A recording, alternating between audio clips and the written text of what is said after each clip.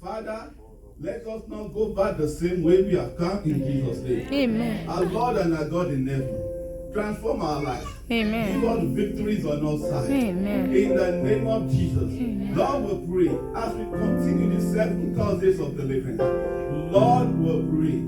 Do what no man can do in our midst in Jesus' name. Glorify your name in all the families represented here tonight. In the mighty name of Jesus Christ, we have prayed. Amen. Amen and amen. Amen. Praise the Lord. Hallelujah. Amen. Let's all have a seat. Let's all have a seat. I congratulate each and every one of us that made it to this place tonight. Let me just say, since the beginning of these 7 Thursdays of deliverance, I congratulate each and every one of us. Because every Thursday of this series, Lord definitely has something wonderful for each and every family. And none of you shall miss any of it in Jesus' name. Amen. Quickly, before we go into our ministration tonight, I want to encourage us, don't be moved by numbers, don't be moved by attendance, but let the miracle worker surprise you. Let the miracle worker have his way. When others are testifying on this altar, I want your testimony to also be heard in Jesus' name. Amen. And it shall come to pass as the Lord liveth in Jesus' name. Amen. Let's open our Bible to the book of Nehemiah chapter 4. Nehemiah chapter 4, from verses 1 to 4. Nehemiah chapter 4, from verses 1 to 4. Nehemiah chapter 4. Hurry. But it came to pass that when Sanballat heard that we builded the wall, he was wroth and took great indignation and mocked the Jews. And he spake before his brethren and the army of Samaria, and said, What do these feeble Jews? What do these feeble Jews? Will they fortify themselves? Will they sacrifice? Will they make an end in a day? Will they receive the stone out of the heaps of the rubble which are burned? Verse 3. Now, Tobiah and the Amorite was by him, and he said, Even that which they build, if a force go up, it shall even break down their stone walls. Verse 4, the last verse. Hear, O our God, for we are despised, and turn their reproach unto their own head, and give them for a prey in the land of captivity. May the Lord honor his word in Jesus' name. Amen. May the Lord honor his word in Jesus' name. Amen. As we continue this series of 7 Thursdays of deliverance, the title of our administration is Freedom from Opposing Forces. Freedom from Opposing Forces. And we'll be using this book of Nehemiah as a case study when it comes to opposing forces. We're using this book of Nehemiah as a case study.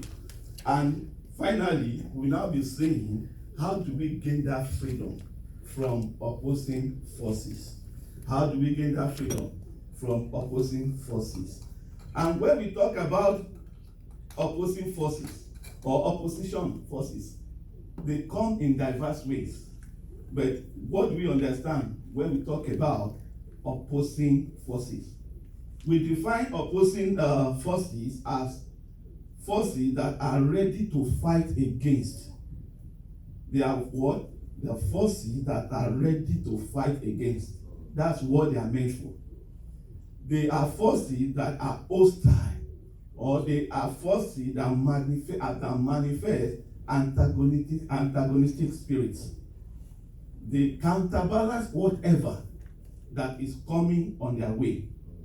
Let me take us back to that chapter, to that verse 1. But it came to pass when Sanballat heard that we builded the wall, he was wroth and took great indignation and mocked the Jews. Why? Because they believe they don't even believe that nothing good can come out of them.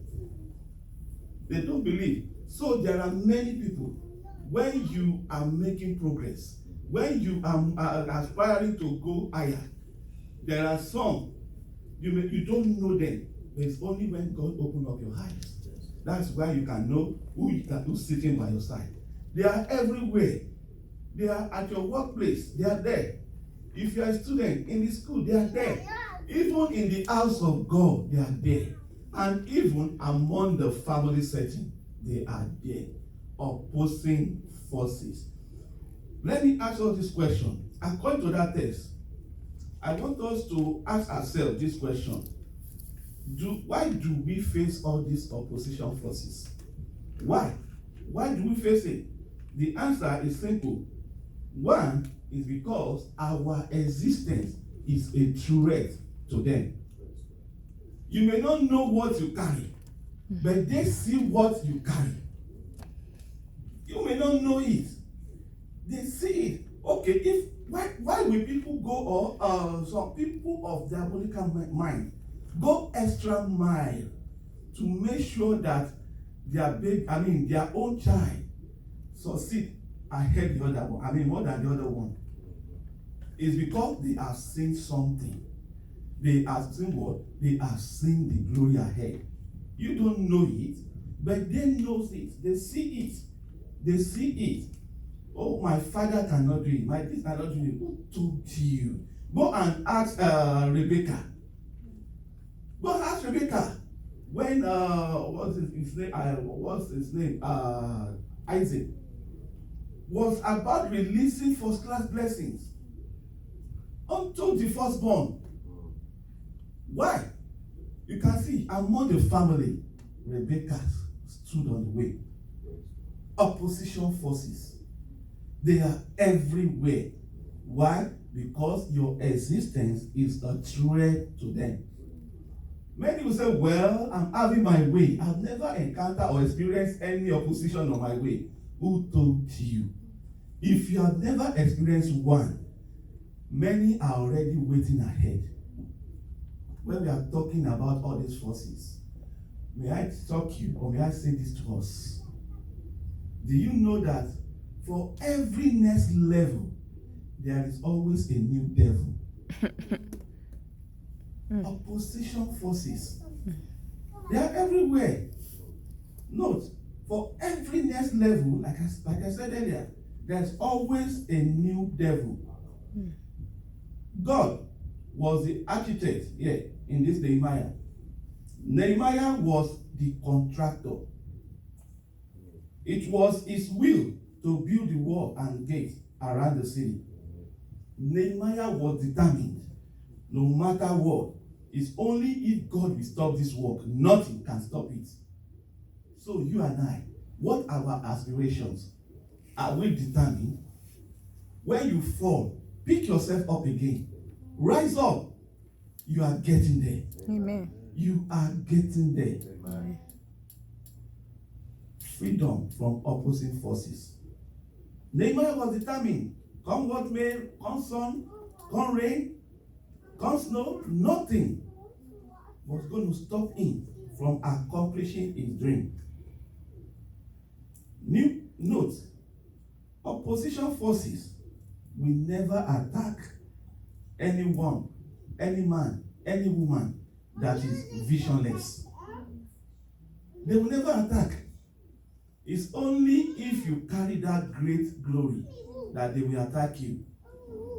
If they size it up and see that this one is just empty barrel, just making noise, they just allow you to be having your way because they know you are not going anywhere. They have you under their fingertips. They can remote control you anywhere, anyhow. Opposition forces. It is when you are focused about achieving your purpose and vision, all these forces will definitely come up and show up. They will show up. When you are focused, that is when they show up. Now ask me from that verse 2. And he spake before his brethren and the army of Samaria, and said, what do these feeble Jews? Will they fortify themselves? Look at so many questions at a time. So many questions. What have they done unto them? What are they done unto Sanballat precisely? To the extent that he was asking these questions. Why?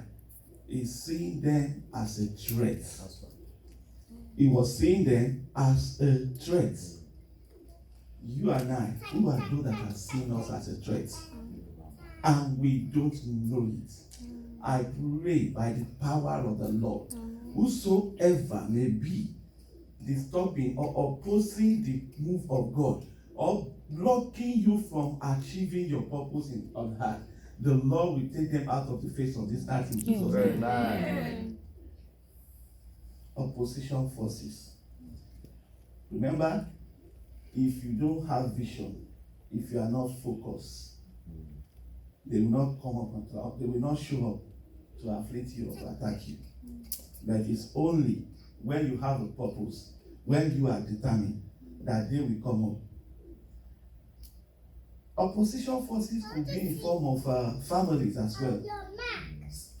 They could come in form of families.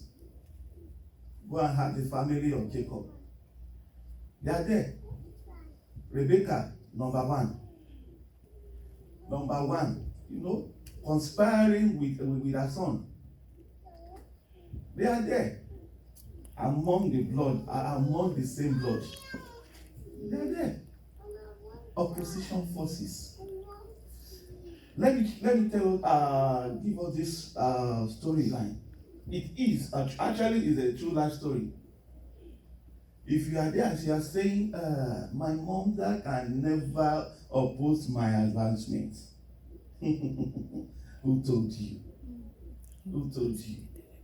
They can come in whatsoever form. This is a true life story of a young man, young and aspiring man. This man, happens to be the only son in that family. They were sisters precisely. All of them, they were in the same category. But only this man aspired to be successful. He's the only one that aspired to be successful. Even academically, he is so bright, let me just say. He's an A student academically. To the extent that he struggled all by himself, all through the, the foundational class, to the higher institution.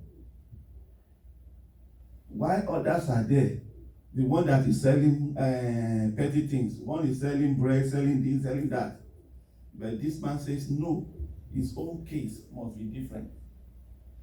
He was determined that he was going to overcome the opposition. He struggled to send himself to school. Although he suffered. So when you are aspiring to do something great, there's always a price for it. Am I communicating? When you aspire to go higher, there's always a price tag attached to it. But at the end of it, it's full of joy.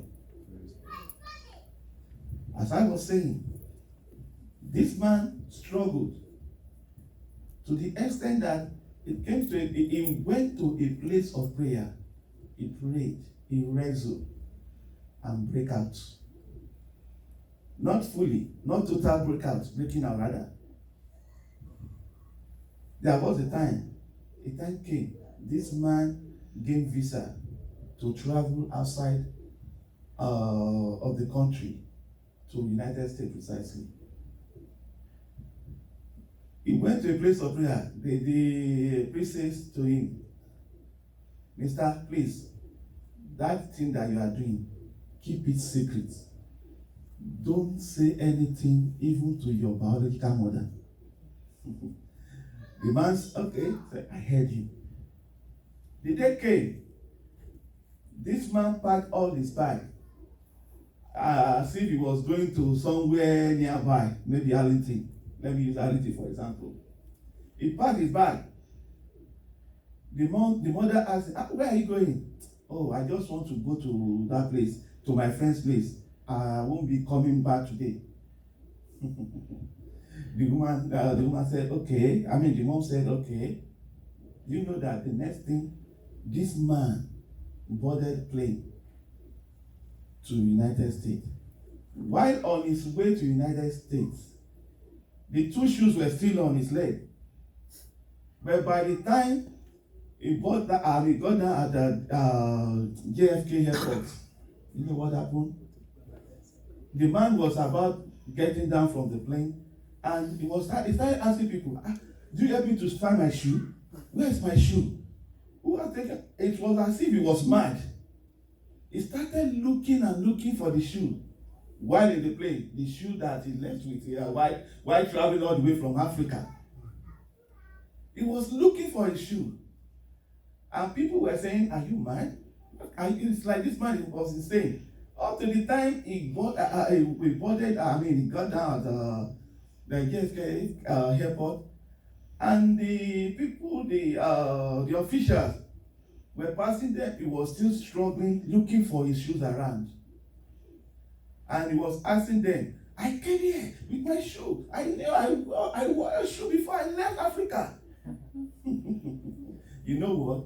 Ordinary man cannot understand spiritual things. This was a man that was told not to mention anything to the mom. Now coming to America, at the airport, he started narrating his story. Do you know what? The official thought he was insane. They sent him back, the next available flight. They sent him back to Africa. Opposition forces. Getting back to the house. Remember, I didn't mention where he was going to the mom. Immediately, he opened the door. Guess what? The mother was right there in the living room, sitting, waiting for him. And when he came back, the mom said, welcome back. He couldn't say he couldn't mention what he encountered. Guess what? The mom asked him, is it not this shoe you were looking for?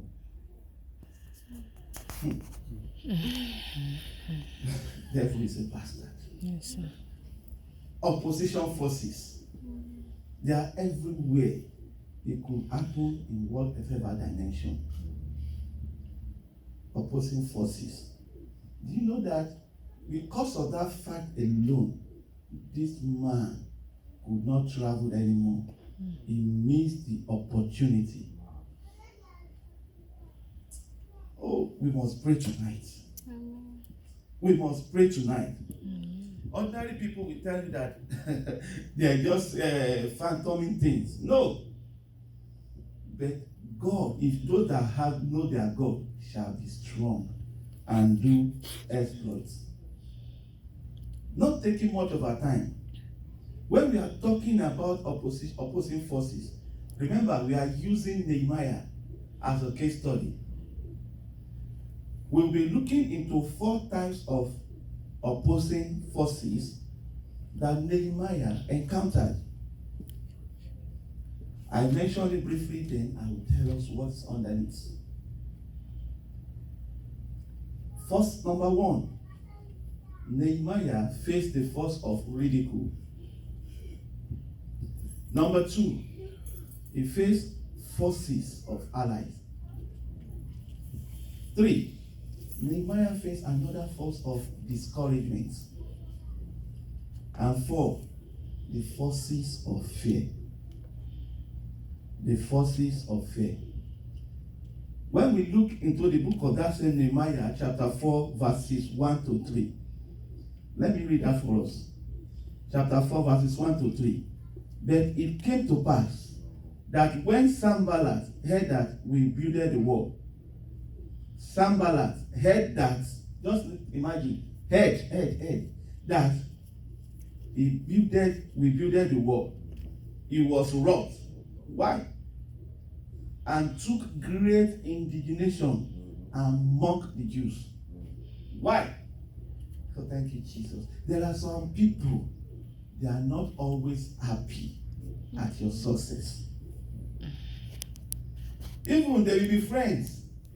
So even your colleague, they might be the person, next person you are sitting down with in the church.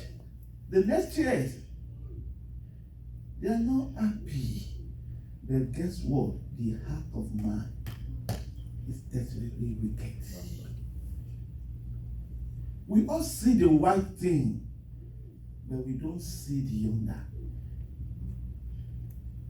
Why?